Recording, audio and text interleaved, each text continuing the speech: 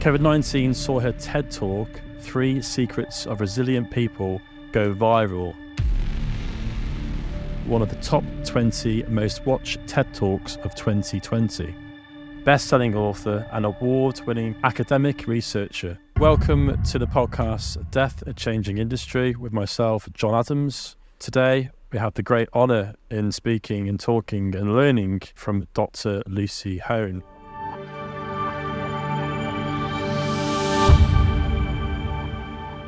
So Lucy, thank you for being with us today. It's a great honour to have you here. Thank you so much for inviting me. It's an honour to be with you, John, and all your listeners, and to discuss this important work. Hey? So before my questions on Lucy, would you be able to give us a bit of background on yourself and how you got into the field of resilience? Yeah, so it's been an unexpected journey for me. I first became interested in studying the resilience research and wellbeing psychology back in 2008 during the global financial crisis, because it seemed to me then that you couldn't turn on the radio or open one of those news weeklies without being told that the economy needed to be resilient and nations needed to be resilient. We all needed to be resilient. And this was the first time I remember thinking, wow, does anybody actually know what this word means? Yeah. And so that sent me on a quest to discover more about the science of resilience and to dig into that psychology of, is resilience a fixed trait? Is it elusive? You know, what enables it? What gets in the way? Me being ex-military, 8 years in the Royal Navy, I learned about resilience. We didn't learn about it though from a book. It was about leadership programs being, you learn about yourself, not intentionally.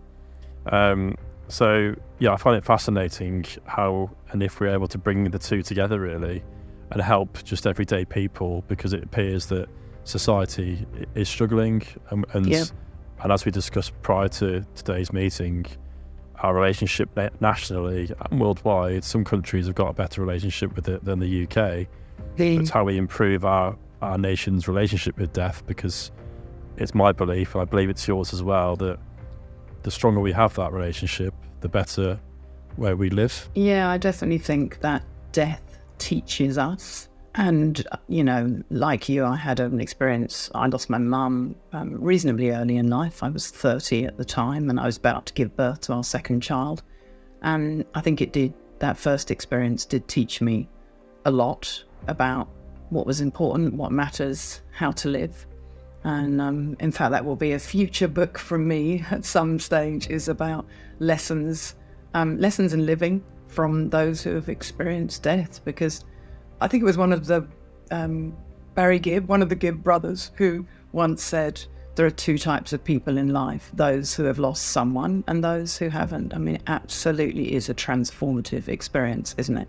And we're not taught this stuff in schools, not universally, and we're often not taught it in our communities now because people have become so death phobic. And in many ways, we can get into this later, but one of the advantages of living in Aotearoa, New Zealand, is that we are deeply wedded to our Indigenous culture, and that has brought me different experiences. As a Londoner, that has brought me different experiences of death and dying too. Fascinating. I'm looking forward to this, Lucy. Can you share with us your personal journey of resilience and how you found the strength to cope with and move forwards from your own experiences of loss? So, as I explained, I was already studying resilience psychology. Firstly, when I had to live through 2 years of sustained earthquakes in Christchurch, my adopted hometown. And so I'd put my PhD research on hold to work with our local community in that post-quake environment from 2011 to 2013, and thought that was my moment to apply all of this resilience psychology that I've been studying. And yet in 2014, we hit personal family tragedy. Yeah. So it was June weekend in 2014, and 3 families, we were off to go and do some mountain biking down south in the beautiful Southern Lakes area. And at the last minute, our gorgeous 12-year-old girl, Abby, asked if she could hop in the car with her best friend, Ella, who was also 12, and Ella's mum, Sally, who was a dear friend of mine. And on the way down, a car sped straight through a stop sign at 100 kilometres an hour, crashed into them and killed all 3 of them.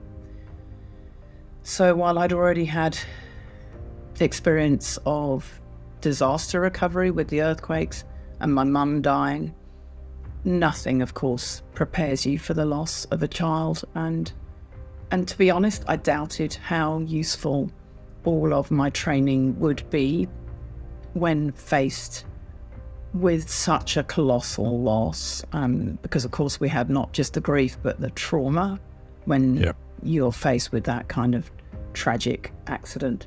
So it has been a fascinating, ironic, terrible journey really of working out how much of my study and my field of resilience psychology can help us face loss. And I was pretty astounded to discover soon after the girls died how pathologizing and medicalized bereavement resources were, and how out of date and out of sync they were actually with the bereavement field, as it has eventuated my academic contribution has been to bridge these 2 fields of resilience psychology with bereavement, with thanatology, which when I came along in 2014, when I started looking at death studies and Death International, all the peer-reviewed literature, I was kind of horrified to discover how absent the scientific findings from my field of resilience were in the bereavement field. So my quest and my contribution has been to bridge that gap, which is the field that I call resilient grieving.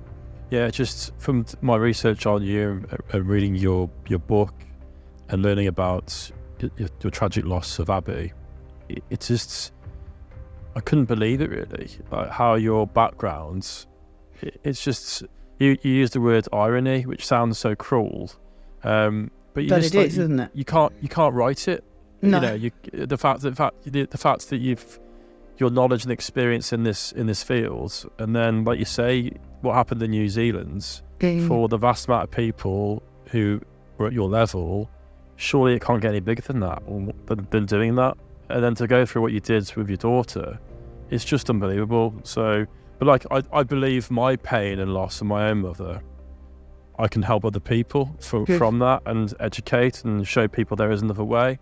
So would you agree with that, or? Absolutely, John. And I'm a big fan of Bob Niemeyer's work on meaning and meaning reconstruction for bereavement.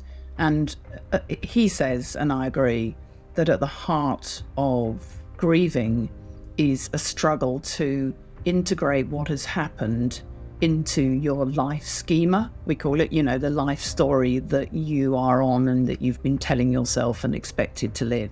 So when someone dies, particularly if they die traumatically, but however they die, it interrupts your life schema, the story, your life narrative, let's call it. Really what bereavement is about is creating a new life story that has that unfathomable incident weaved into it. And so for me, working to help other people in our Coping with Loss program cope with their bereavement makes something good come out of all the terrible that is Abby's loss. So it is definitely part of my meaning making and sense making are the academic constructs that we're talking about here. And I think how I relate to that, I see it as fulfillment. Yeah. And I believe that in the darkest of moments of anyone's life, you can flip it over into something positive, no matter how tragic it is. And I think you are an example of that. So thank you again for your honesty. It's, I'm aware as well, talking on stages, discussing the loss of my mum, We're passionate, we want to help people, but there is another part that it has a price. Yep. And that afterwards it can take a bit away from you. It's that exhaustion almost as well, and that yeah, hits, there's the exhaustion, and also I wonder, you and I, interesting to talk about this, the questioning too. I question myself frequently, and I think, are you very sure that you're not dining out on that story? I mean, I think most of your listeners will understand what I mean by that. That I do have self-doubt, and it's great for me having my husband on this journey with me, because he's really, we frequently discuss that, because I don't want to feel that I am capitalizing on Abby's death. That would be an appalling thing, wouldn't it?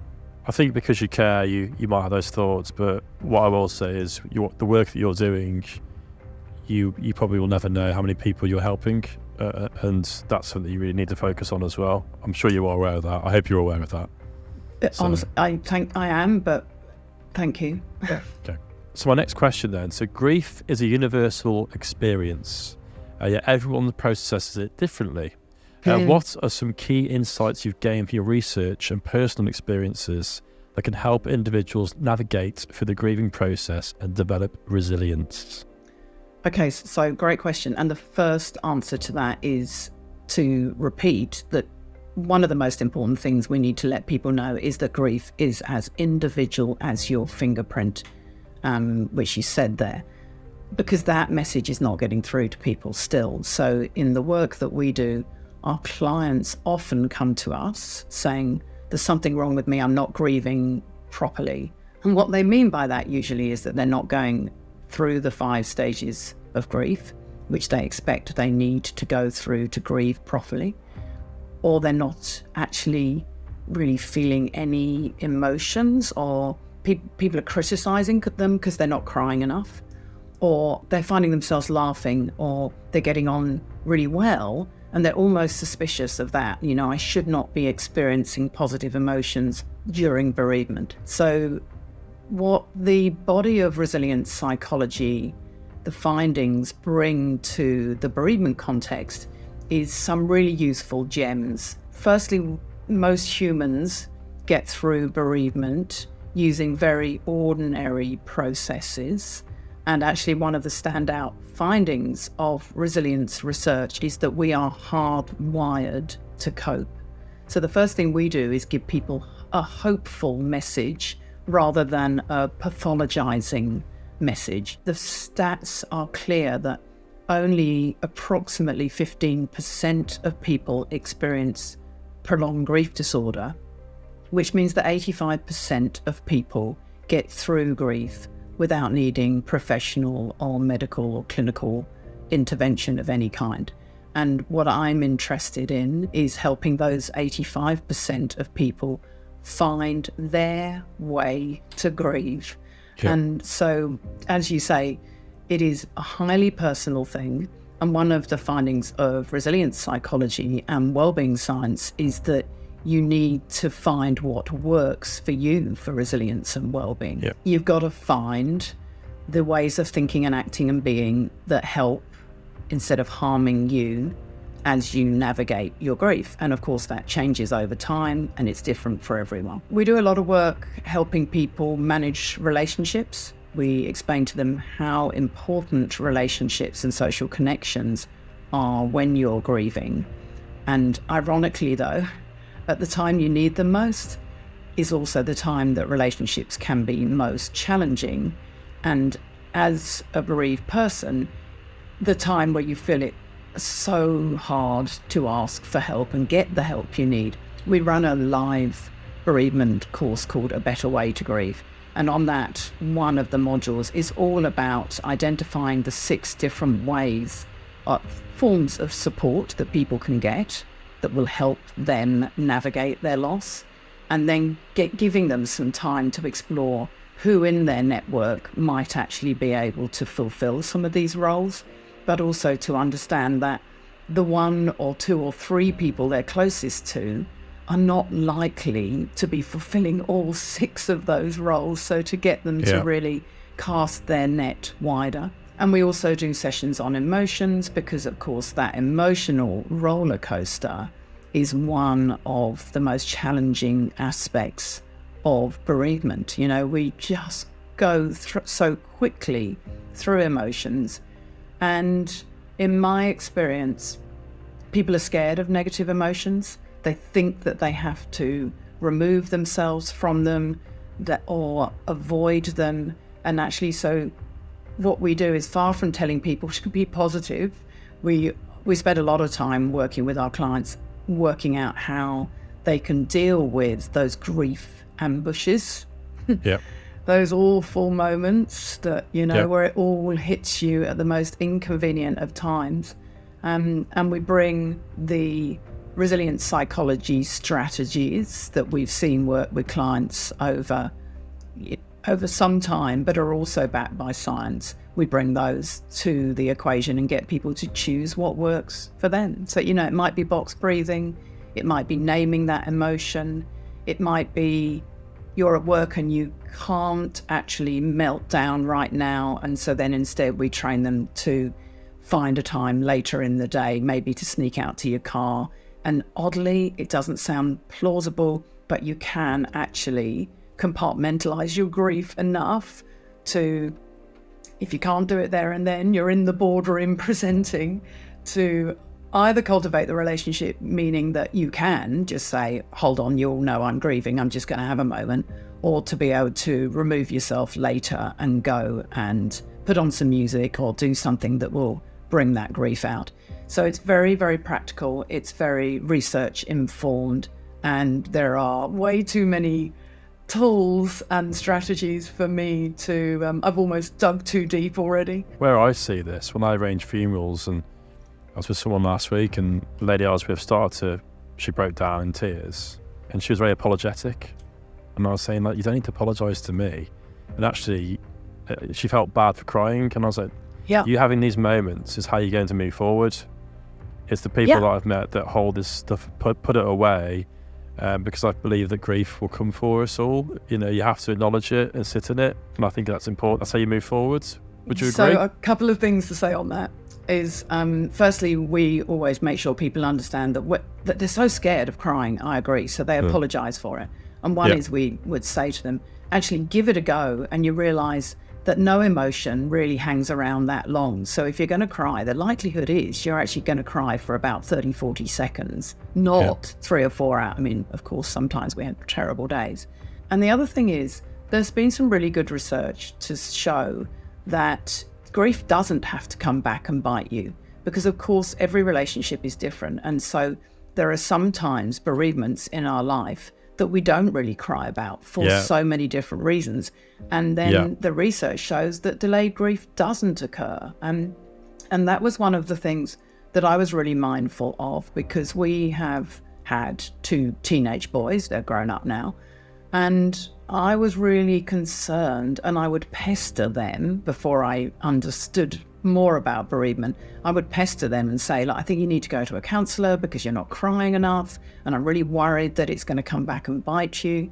And then I did some more research and discovered that actually they were coping, you know, that was fine. That was their way of coping. They were teenage boys, and it certainly hasn't come back to bite them. And so I was really comforted to discover that there is no evidence that those people who do not display outward manifestations of their grief necessarily break down later with delayed grief, which I thought was really interesting.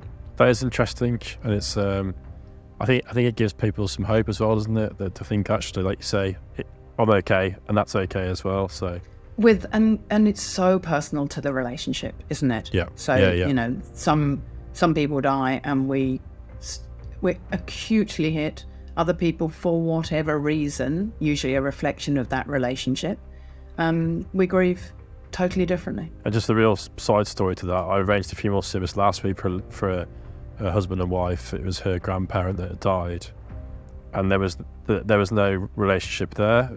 You know, it was a grandparents. There's an element of they love that person, but they weren't very close. They didn't see eye to eye. They had different views on lots of things, and it's about just getting it done. Respect, dignity, but actually very different to other funeral services I've arranged for them. Yeah. And that's really interesting as well. But I've unpicked it slightly, and I found that there is moments. So, like you say, it just shows you the magnitude and difference of relationships and how it affects us all differently. Yeah. So, my next question then is: you explore the 3 key strategies to help people thrive in the face of adversity. Could you briefly introduce these strategies and share examples of how they can be applied in the context of grief and loss? By these, you're referring to the 3 that are in my TED Talk. Is that right? Yes. Because there are actually, of course, more than 3 Yeah, I'm sure there secrets is. of resilient Yeah. people, and that's such a TED thing that they picked Yeah. up on, the 3. But these were very important for me in my loss, and these came out of my resilience training. And so the first is to understand that struggle and suffering are part of life. As much as we don't want them to be, of course, adversity doesn't discriminate. And sadly, tough times, bereavement, dementia, divorce, infertility, infidelity, there's so many ways that adversity strikes throughout the life course. And so understanding that suffering and struggle happen to us all is important because it stops the why me question. It stops you from feeling discriminated against when something awful happens. In terms of resilient living, understanding that struggle and suffering happen to us all is really important in 2023 and the current era, because we live in an era of perfectionism, and perfectionist thinking is really toxic, strongly aligned to anxiety, depression, shame, for instance. So that's why, on a kind of broader context, it's really important. The second of these tools, these kind of, secrets of resilient mindset, is to understand that you have to choose where you focus your attention. And when I look at all of the research studies, it becomes really obvious that when people are operating out of a resilient mindset, they typically have this mental agility where they're able to focus their attention on the things that matter and the things that they can influence and change, and somehow accept the stuff that they can't change. I'm really conscious that it's very easy to say that and much harder to do it. Yeah. But knowing that you have a choice over what you put your attention on, and the choices you make over your attention really make up your lived experience, is a vital skill for adopting a resilient mindset. So, for instance, when you lose someone, if you fixate all the time on the circumstances of the loss, of the death, that I'm not saying don't do that, because you're going to do that, but also to balance out what is still good in your world, who is helping you, what you are able to do, and make sure you are focusing your attention on both, not just getting sucked into putting all of your attention on the things that you can't do anything about. I get very excited hearing this, because I'm also thinking, the mind as well, from my point of view, it's okay, well, look what we've had. Aren't we lucky to have had those relationships as well? It's how I see it. My mum, who died when I was 12, I look at that relationship, I just feel so grateful that she was my mum, and she still is. I'm so lucky that she's mine. Like she's my mother. I'm so lucky. And she still is. Yeah, and that's wonderful as well. She will be. So I don't see it as in, that's a real shame. It's so sad. Why's that happened to me? I was like, wow, I'm so lucky that she was my mum. And interestingly as well, when she was critically ill with cancer, my dad said, why is it our family, Maria? Why is it us? And she said, well, why not us? Yeah. And I'm really proud that she had that mindset as well, really. I'm really proud of her. Yeah, I bet you are.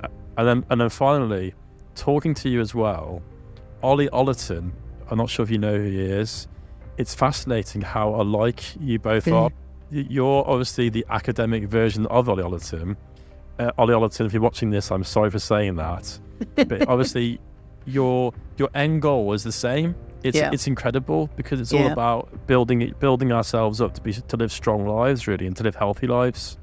So sorry to interrupt you. I just couldn't. No, I love stop. that you've interrupted me. And another layer of that we should discuss is that as humans, we have these 5 big personality traits, and one of those is optimism and pessimism. And so if you are an optimistic thinker, which I'm willing to bet you are, John, it's much easier to focus your attention on what is still good in your world. But also the reality is that if we point out to our diehard pessimists that sometimes that pessimistic thinking, which is their default, sometimes it's helpful and sometimes it's harmful, and to get them to understand that they do have some control of it. Certainly for me, I used that knowledge that I had to be careful where I focus my attention. I'd let myself do 2 what ifs. So this is a rule I invented for myself at the time, was I would say to myself, what if I hadn't booked that weekend away? What if I hadn't said yes that she could get in the car that morning, because it was me who said yes? And then I'd think, okay, you're only allowed 2 what ifs, because this is damaging you, clearly damaging your ability to continue to function. And the real kind of big mantra for me was, don't lose what you have to what you have lost, because I still had, 2 incredible teenagers, husband, and important work that I wanted to do. So that was kind of my mantra about choose life, not death. So that is the second one, about choosing where you focus your attention. And honestly, we are doing broad brush strokes on these at a very superficial level, but that's so and I'm trying really hard to keep quiet as well, but go ahead. So I hope your listeners will either go and listen to the TED Talk, or just come and follow me and explore more of my work, because this is the book actually is a better explanation, Resilient Grieving, because that does give people a deeper dive. And the third one wraps up the first 2, and it teaches you to ask yourself, is what I'm doing right now, the way I'm choosing to think or act, helping or harming me in my quest to get through, to survive this loss, to get through the day, to get through this next hour without them? And that comes from cognitive behavioral therapy, which is one of the most effective forms of therapy. And it's a very powerful question, partly because you can change the ending of it, and is looking at pictures of Abby late into the night, helping or harming me in my quest to survive this loss, but also get a good night's sleep. I often laugh nowadays with people when I'm doing presentations and challenge them, particularly if I'm presenting to a conference, to say to them, will the 5th glass of wine help or harm you in your ability to be back here tomorrow morning at 8 a.m? It's hugely flexible and a really potent question. It's probably the one I get most feedback from globally, weekly, which is pretty astounding. Fascinating. So we could go a lot deeper into that. My next question, though, for you, which I think can help a lot of people. As an expert in resilience, what advice do you have for family members or friends who want to support a loved one dealing with loss and help them develop their resilience without intruding on their grieving process? Let's start with the fact that because you have no control over the death, you feel so desperate to help people who are bereaved. The most important thing you can do is to understand that everybody grieves differently. So even within a family, different members of the family will mourn that person differently. So number 1 rule is that there are no rules. So don't put your grieving feelings and processes and behaviors onto others. There's Ken Doka and his colleagues did some really interesting work. Intuitive grievers, they found, are the people who want to talk about the loss and do so much more emotionally. And then the instrumental ones were who wanted to be more silent about it, but get out there and mow the lawns and chop logs and go for a run and be more kind of doing grievers. Nobody's one nor the other. And we're all on a kind of, a sliding scale between the two, and at different times we can be different types of grievers. But I think that's really helpful to understand that there are different types of grievers. There's also your introversion, extroversion difference plays a part here too. And for us, this was typically played out in our lives because my husband's more of an extrovert, I'm more of an introvert.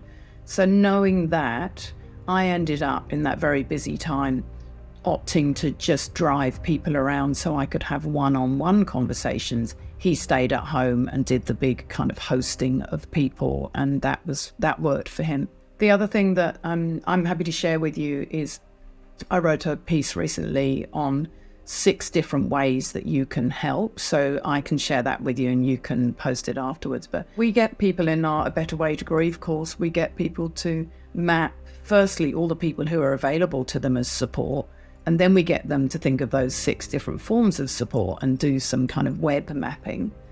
And it's really helpful. People always tell us how helpful that is because they realised how narrowly they'd been thinking of support.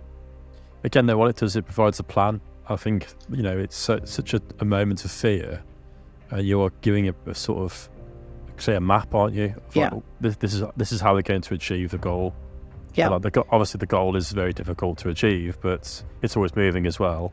But it's a way we can just move forward. I think that's really fantastic work. And the funny thing about having that online course is it gives them dedicated time where they're with people who are all bereaved. Yeah. And so everybody is taking the time to actually do that self-reflection.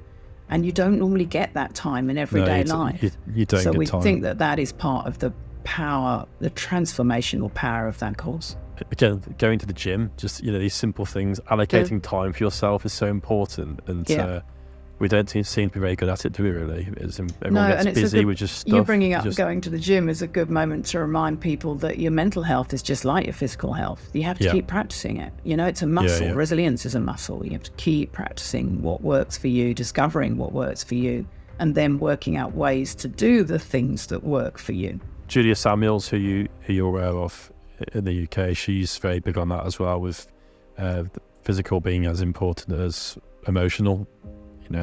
They all are. Social, psychological, emotional, cognitive, physical, spiritual. We grieve in so many different ways, and all of those are aspects of well-being. I did my PhD defining well-being, and all of those are absolutely, of course, key for our well-being. My final question, I'll try and keep it to the final question. In your experience, working with individuals and communities affected by tragedy and loss, what are some powerful stories of resilience and transformation that have inspired you the most? So that's a really interesting question for me, John, because so much of my work is about getting people to realise that bravery and leadership don't have capital B and capital L on them. That actually, I'm less interested in the incredible acts of bravery and leadership and more interested in the everyday acts that so often go unseen.